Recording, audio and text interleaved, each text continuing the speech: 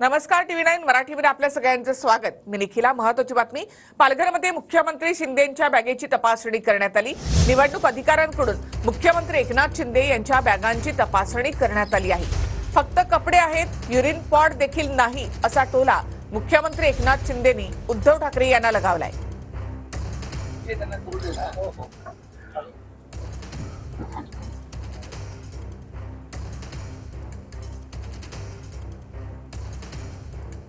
पालघरमध्ये मुख्यमंत्री एकनाथ शिंदे यांच्या बॅगांची देखील तपासणी करण्यात आली आहे।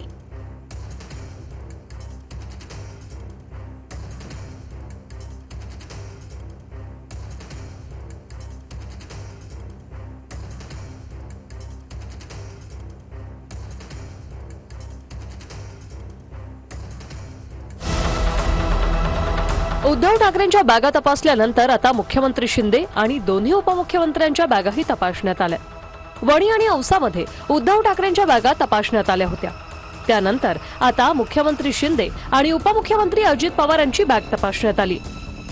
फक्त कपडे आहेत, युरिन पॉट नाही असं म्हणत मुख्यमंत्री शिंदेंनी बॅगा तपासणी दरम्यान उद्धव ठाकरेंना टोला लगावलाय।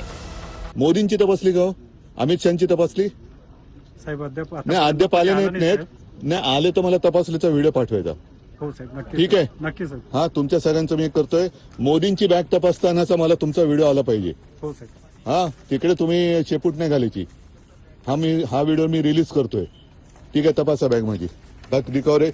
माझा युरिन पॉट पण तपासा जरा बाजूला।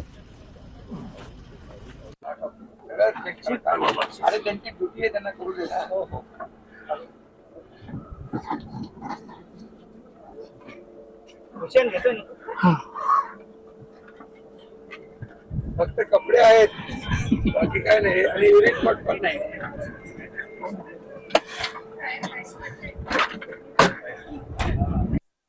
निवडणूक आयोगाच्या अधिकाऱ्यांनी बारामतीत हेलिकॉप्टरमध्ये अजित पवारांच्या बॅगेची तपासणी केली। बारामतीवरून बीडला जात असताना बॅगांची तपासणी करण्यात आली। निवडणूक अधिकाऱ्यांकडून देवेंद्र फडणवीसांची बॅग तपासल्याचा व्हिडिओही समोर आलाय।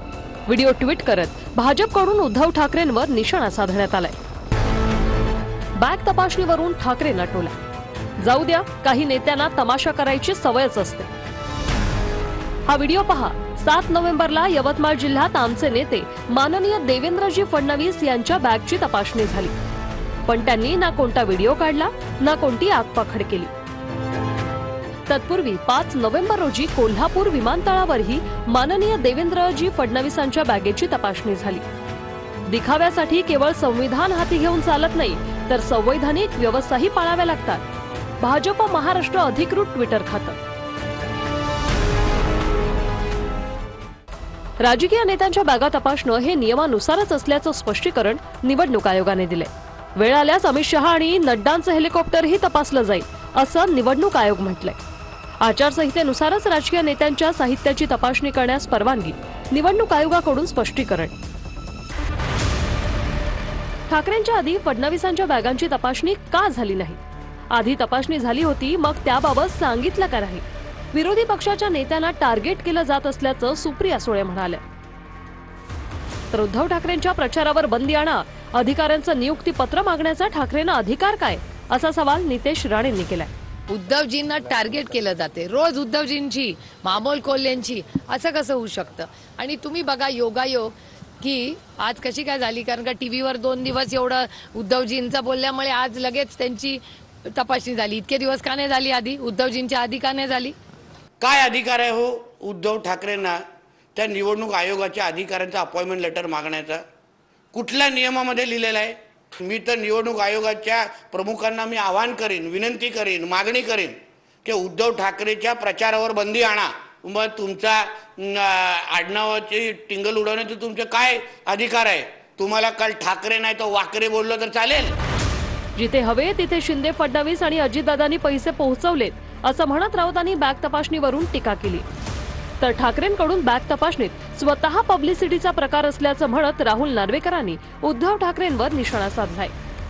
एकनाथ शिंदे, देवेंद्र फडणवीस, अजित पवार, अमित शहा, गौतम अडाणी, लोढा यांना जिथे पैसे पोचवायचे आहेत त्यांनी ते पैसे पोचवलेले आहेत। अगदी पोलीस बंदोबस्तात पोचवलेले आहेत, पोलिसांच्या गाडीतून पोचवलेले आहेत. निवडणुकीच्या दरम्यान सामान्य नागरिकांच्या पण रस्त्यावरती गाड्या थांबवून चेक केल्या जातात.